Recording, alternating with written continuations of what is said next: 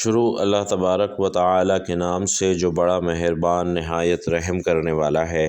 بھائیوں اور بہنوں، ہر روز صبح اٹھتے ہی قرآن پاک کی یہ 2 سورتیں لازمی پڑھ لیا کریں۔ انشاءاللہ پورا گھر اللہ کی رحمتوں اور برکتوں سے بھرا رہے گا۔ اللہ کی رحمت کے فرشتے تمہاری اولاد کی بھی حفاظت کریں گے اور جوان اولاد زندگی کے ہر میدان میں کامیاب ہو جائے گی۔ انشاءاللہ ہر طرح کی زحمت جاتی رہے گی اور وہ صورتیں اپنے آج کے اس بیان میں بیان کر رہا ہوں۔ ناظرین، اللہ کے پاک کلام کی برکتیں اور رحمتیں کیا ہیں؟ اللہ کے کلام میں کتنی تاثیر اور طاقت ہے، اس کا اندازہ آپ کو اس چھوٹے سے واقعے سے ہو جائے گا۔ ایک مرتبہ حضرت موسیٰ علیہ السلام راستے میں محو سفر تھے کہ قبرستان میں سے ان کا گزر ہوا۔ اللہ رب العالمین نے اپنے نبیوں کو یہ شان عطا فرمائی ہے کہ وہ جہاں سے گزرتے ہیں اللہ کے دیے ہوئے علم سے وہاں کی قبروں کے اندر موجود مردوں کے حال سے باخبر ہو جایا کرتے تھے۔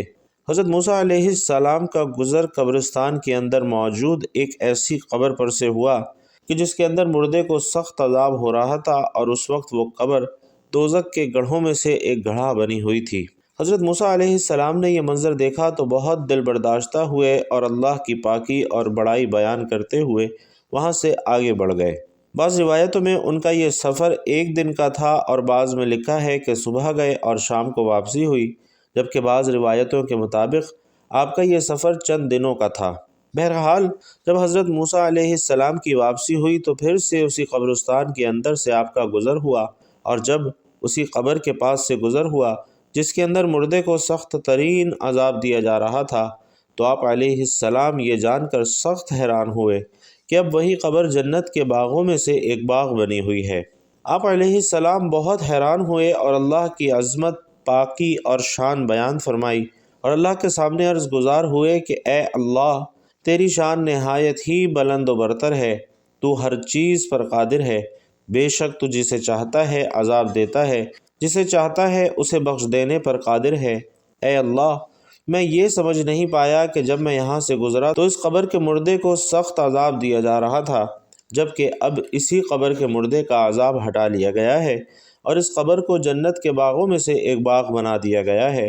تو اللہ رب العالمین نے ارشاد فرمایا کہ اے موسیٰ، یہ صاحب قبر کبیرہ گناہوں کا مرتکب تھا اور یہی وجہ تھی کہ اسے عذاب دیا جا رہا تھا۔ یہ شخص اپنی بیوی کے پیٹ میں ایک بچے کو چھوڑ کر مرا تھا۔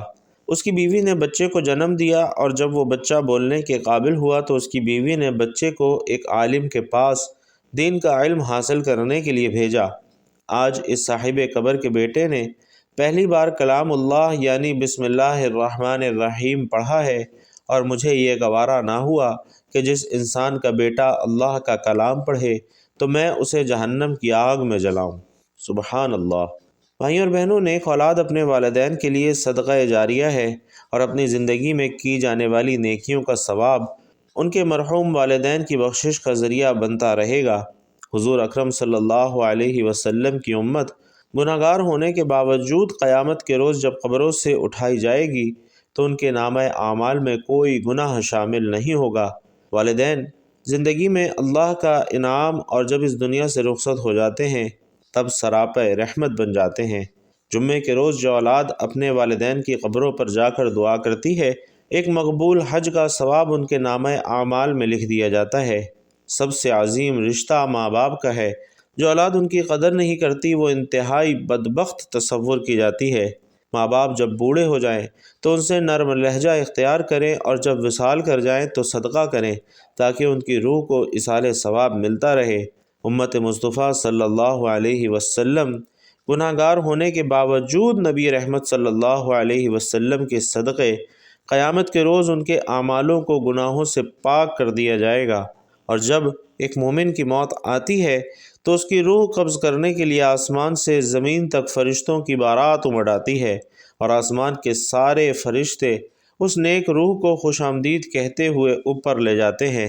نیک اولاد اپنے ماں باپ کے لیے صدقہ جاریہ بن جاتی ہے تو نیک ماں باپ بھی اولاد کے لیے اس دنیا میں بھی سب سے بڑی نعمت ہیں اور مرنے کے بعد بھی باعث رحمت ہوتے ہیں۔ جو ماں باپ گھروں میں ہر روز قرآن پاک کی تلاوت کرتے ہیں، نماز روزے کی پابندی کرتے ہیں اور اپنی اولاد کو بھی نیک اعمال کی تربیت دیتے ہیں، تو ایسے ماں باپ اپنی اولاد کی دنیا اور آخرت سنوار دیتے ہیں۔ اس کی ایک بہت بڑی مثال قرآن پاک میں بھی بیان فرمائی گئی ہے۔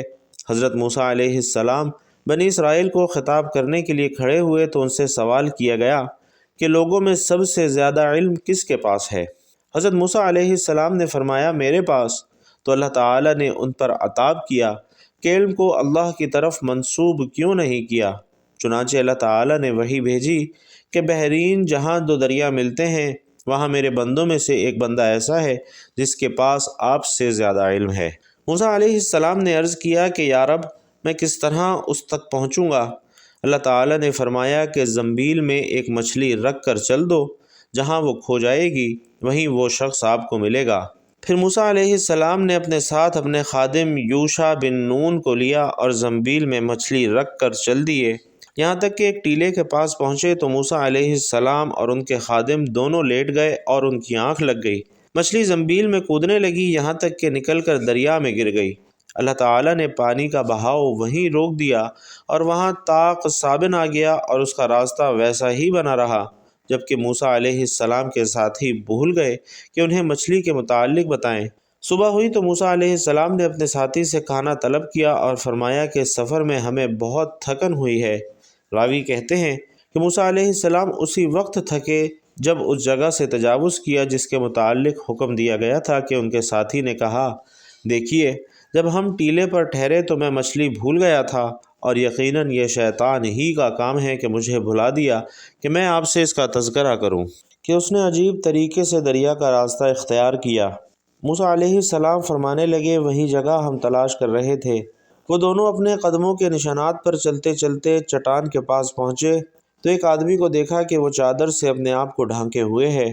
حضرت موسیٰ علیہ السلام نے انہیں سلام کیا۔ انہوں نے فرمایا اس زمین میں سلام کہاں ہے؟ موسیٰ علیہ السلام نے فرمایا میں زمین میں موسیٰ ہوں۔ انہوں نے پوچھا کہ بنی اسرائیل کا موسیٰ؟ آپ علیہ السلام نے فرمایا ہاں۔ ناظرین وہ حضرت خضر علیہ السلام تھے۔ انہوں نے فرمایا اے موسیٰ تمہارے پاس اللہ کا دیا ہوا ایک علم ہے جسے میں نہیں جانتا، اور میرے پاس اللہ کا عطا کردہ ایک علم ہے جسے آپ نہیں جانتے۔ حضرت موسیٰ علیہ السلام نے فرمایا کہ کیا میں اس شرط پر آپ کے پیچھے چلوں؟ کیا میری رہنمائی فرماتے ہوئے مجھے وہ بات سکھائیں جو اللہ تعالیٰ نے آپ کو سکھائی ہے؟ حضرت خضر علیہ السلام نے فرمایا کہ آپ صبر نہیں کر سکیں گے، اور اس چیز پر کیسے صبر کریں گے جس کا آپ کی عقل نے احاطہ ہی نہیں کیا؟ حضرت موسیٰ علیہ السلام نے فرمایا کہ عنقریب آپ مجھے صبر کرنے والا پائیں گے اور میں آپ کی حکم عدولی نہیں کروں گا۔ حضرت خضر نے فرمایا کہ اگر میری پیروی کرنا ہی چاہتے ہیں تو جب تک میں کوئی بات خود بیان نہ کروں آپ نہیں پوچھیں گے۔ حضرت موسیٰ علیہ السلام نے حامی بھر لی، اور پھر حضرت موسیٰ علیہ السلام اور حضرت خضر علیہ السلام دونوں ساحل پر چل رہے تھے کہ ایک کشتی ان کے پاس سے گزری۔ انہوں نے کہا کہ ہمیں بھی سوار کر لو۔ انہوں نے خضر علیہ السلام کو پہچان لیا اور بغیر کرائے کے دونوں کو بٹھا لیا۔ حضرت خضر علیہ السلام نے اس کشتی کا تختہ اکھاڑ دیا۔ حضرت موسیٰ علیہ السلام بولے کہ آپ نے تو کشتی کو توڑ دیا تاکہ اس کشتی والے غرق ہو جائیں۔ آپ نے بڑا عجیب کام کیا ہے۔ حضرت خضر علیہ السلام نے فرمایا کہ اے موسیٰ کیا میں نے تمہیں نہیں کہا تھا کہ تم میرے ساتھ رہ کر صبر نہیں کر سکو گے؟ حضرت موسیٰ علیہ السلام نے کہا کہ جو بات میں بھول گیا ہوں آپ اس پر میرا مواخذہ نہ کریں اور مجھے تنگی میں نہ ڈالیں۔ پھر وہ کشتی پر سے اتر کر ابھی ساحل پر چل رہے تھے کہ ایک بچہ بچوں کے ساتھ کھیل رہا تھا۔ حضرت خضر علیہ السلام نے اس کا سر پکڑا اور اسے ہاتھ سے جھٹکا دے کر قتل کر دیا۔ موسیٰ علیہ السلام کہنے لگے کہ آپ نے ایک بے گناہ قتل کر دیا ہے، آپ نے بڑی بے جا حرکت کی ہے۔ وہ کہنے لگے کہ میں نے کہا تھا کہ آپ میرے ساتھ صبر نہیں کر سکتے۔ راوی کہتے ہیں کہ یہ بات پہلی بات سے زیادہ تعجب خیز تھی۔ موسیٰ علیہ السلام کہنے لگے کہ اگر اس کے بعد بھی میں آپ سے کسی چیز کے بارے میں سوال کروں تو آپ مجھے ساتھ نہ رکھیے گا، آپ میری طرف سے عذر کو پہنچ چکے ہیں۔ پھر وہ دونوں چلے یہاں تک کہ ایک بستی کے پاس سے گزرے اور ان سے کھانے کے لیے کچھ مانگا تو انہوں نے ان کی مہمانی کرنے سے انکار کر دیا۔ اتنے میں وہاں ایک دیوار ملی جو گرنے کے قریب تھی تو حضرت خضر علیہ السلام نے اس دیوار کو سیدھا کھڑا کر دیا۔ موسیٰ علیہ السلام کہنے لگے کہ ہم ان لوگوں کے پاس آئے تو انہوں نے ہماری ضیافت تک نہیں کی اور ہمیں کھانا کھلانے سے بھی انکار کر دیا۔ اگر آپ چاہتے تو اس کام کی اجرت لے سکتے تھے۔ حضرت خضر علیہ السلام نے فرمایا کہ بس اب یہ وقت ہماری اور آپ کی جدائی کا ہے۔ میں آپ کو ان چیزوں کی حقیقت بتا دیتا ہوں جن پر آپ صبر نہیں کر سکے۔ کشتی تو ان مسکینوں کی تھی کہ جو سمندر میں مزدوری کرتے تھے، اور ان کے آگے ایک بادشاہ تھا جو ظلماً کشتیوں کو چھین لیتا تھا۔ تو میں نے چاہا کہ میں اس کشتی کو عیبدار کر دوں، تو جب کشتی چھیننے والا آیا تو اس نے کشتی کو عیبدار سمجھ کر چھوڑ دیا، اور وہ کشتی آگے بڑھ گئی، اور کشتی والوں نے ایک لکڑی لگا کر اسے درست کر لیا۔ اور وہ لڑکا جسے میں نے قتل کیا وہ فطرتاً کافر تھا۔ اس کے ماں باپ اس سے بڑا پیار کرتے تھے، تو جب وہ بڑا ہوتا تو وہ اپنے ماں باپ کو بھی سرکشی میں پھنسا دیتا۔ تو ہم نے چاہا کہ اللہ تعالیٰ ان کو اس لڑکے کے بدلے میں دوسرا لڑکا عطا فرما دے جو کہ اس سے بہتر ہو۔ اور وہ دیوار جسے میں نے درست کیا وہ 2 یتیم لڑکوں کی تھی جس کے نیچے خزانہ تھا۔ ان کے ماں باپ انتہائی نیک اور عبادت گزار تھے، تو اللہ نے ان پر فضل کیا، اور یہ اللہ ہی کی مرضی تھی کہ اللہ کے نیک بندوں کی اولاد کے خزانے کو ظالموں سے محفوظ رکھا جائے۔ ناظرین، نبی کریم صلی اللہ علیہ وسلم جب یہ واقعہ صحابہ کو سنا رہے تھے تو آپ نے فرمایا کہ ہماری چاہت تھی کہ موسیٰ علیہ السلام کچھ دیر اور صبر کرتے تاکہ ہمیں ان کی عجیب و غریب خبریں سننے کو ملتیں۔ اور پھر نبی کریم صلی اللہ علیہ وسلم نے فرمایا کہ موسیٰ نے پہلا سوال تو بھول کر کیا تھا۔ پھر ایک چڑیا آئی جس نے کشتی کے کنارے پر بیٹھ کر دریا میں اپنی چونچ ڈبوئی۔ پھر حضرت خضر علیہ السلام نے موسیٰ علیہ السلام سے فرمایا کہ میرے اور آپ کے علم نے اللہ کے علم سے صرف اسی قدر کم کیا ہے جتنا اس چڑیا نے دریا سے پانی کم کیا ہے۔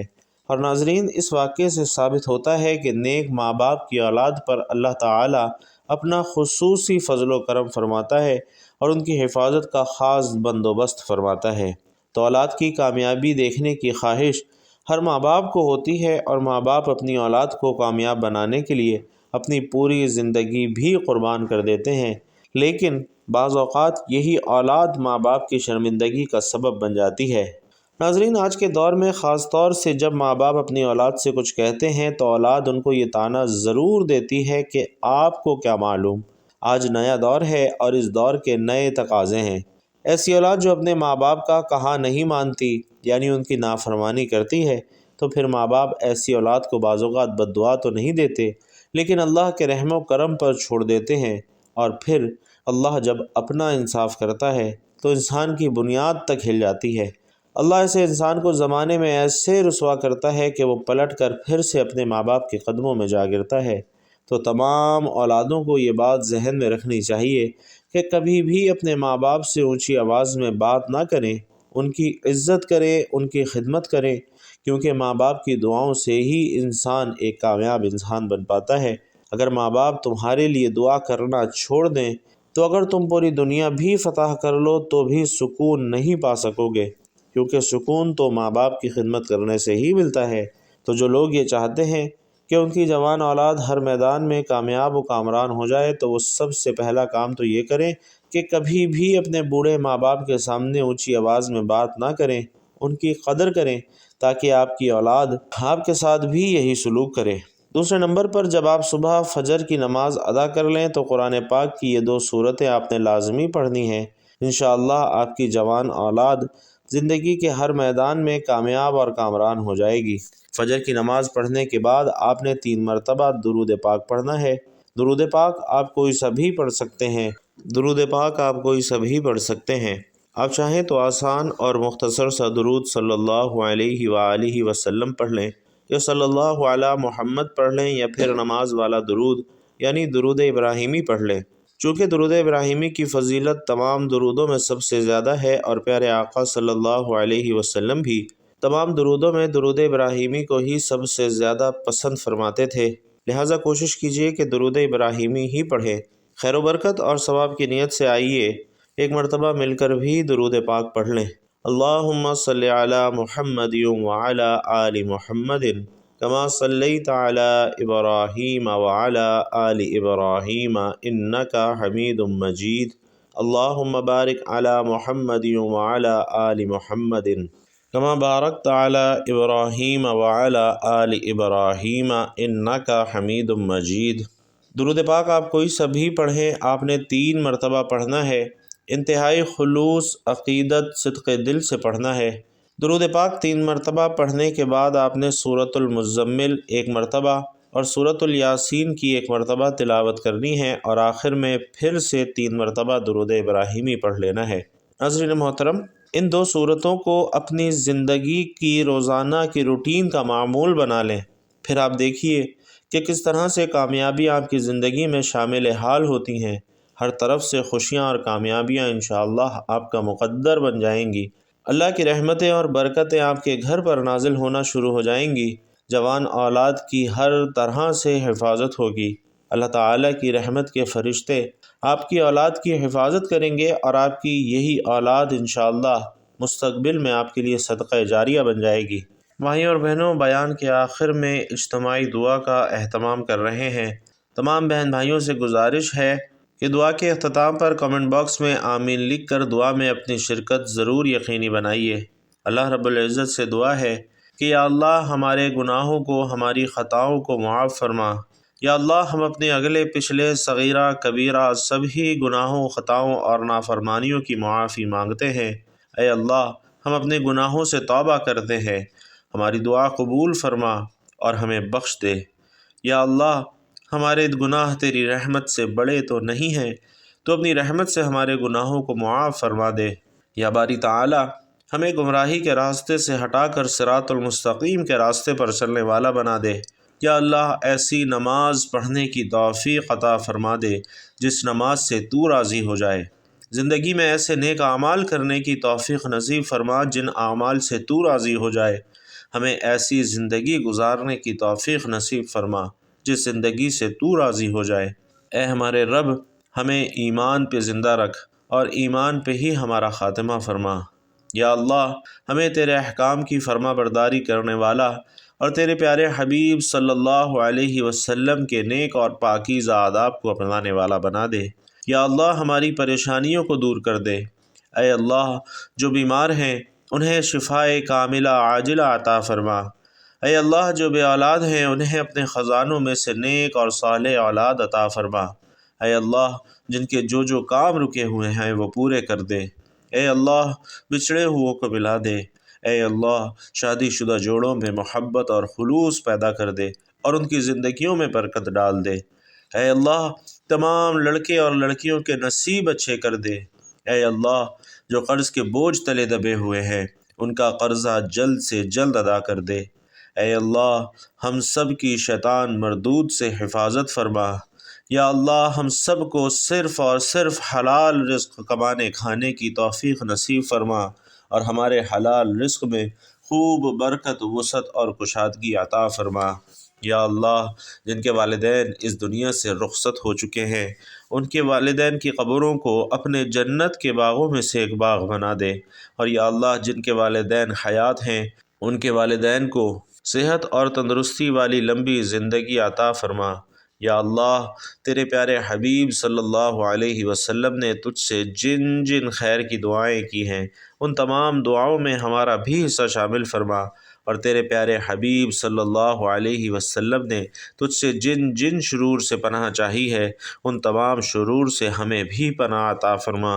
یا اللہ، ہماری دعاؤں کو اپنے پیارے حبیب صلی اللہ علیہ وسلم کے وسیلے اور صدقے سے قبول و منظور فرما۔ آمین یا رب العالمین۔ بھائیوں اور بہنوں، آپ لوگوں نے آمین کہنا بھی ہے اور کمنٹ باکس میں آمین لکھنا بھی ہے، کیونکہ جتنے زیادہ لوگ دعا میں شامل ہوتے ہیں دعا کی قبولیت کے امکانات بھی اتنے ہی زیادہ روشن ہو جاتے ہیں۔ تو کمنٹ باکس میں آمین ضرور لکھیے گا۔